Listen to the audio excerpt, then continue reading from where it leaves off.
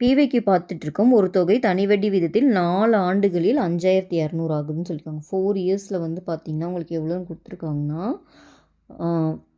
5200ன்னு கொடுத்துருக்காங்க.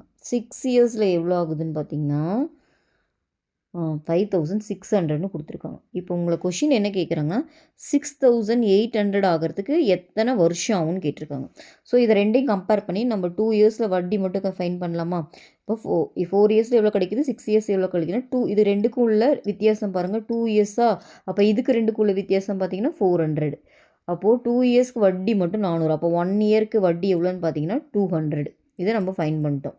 ஸோ 1 இயருக்கு 200 தான் வட்டி.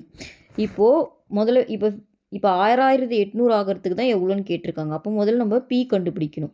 அசல் எப்படி கண்டுபிடிக்கலான்னு பார்த்தீங்கன்னா இங்கே பாருங்களேன், 1 இயருக்கு 200னா 4 இயருக்கு வட்டி மட்டும் ஃபைன் பண்ணலாமா? அப்போ என்னாகும், 4 × 200 800ன்னு வரும். 800 4 வருஷத்துக்கு வட்டி மட்டுமே 800 அப்போது அமௌண்ட்டு கொடுத்துருக்காங்க. ஆனால் 4 வருஷத்தில் இது ஏ. ஓகேவா? நம்மளுக்கு தெரியும் A is nothing but B plus ஐன்னு. அப்போது ஏ வந்து எவ்வளோ 5200. அப்புறம் ஐ கண்டுபிடிச்சிட்டோம் 800. அப்போ பியோட வேல்யூ என்ன 4400. ஓகேவா? இதை ஃபைன் பண்ணிட்டோம். இப்போது 6800வால் இந்த 6800வால் இந்த 4400 போச்சுன்னா உங்களுக்கு எவ்வளோ கிடைக்கும்? 2400ன்னு கிடைக்கிது. அப்போது வெறும் அந்த வட்டி அமௌண்ட்டு மட்டும் 2400.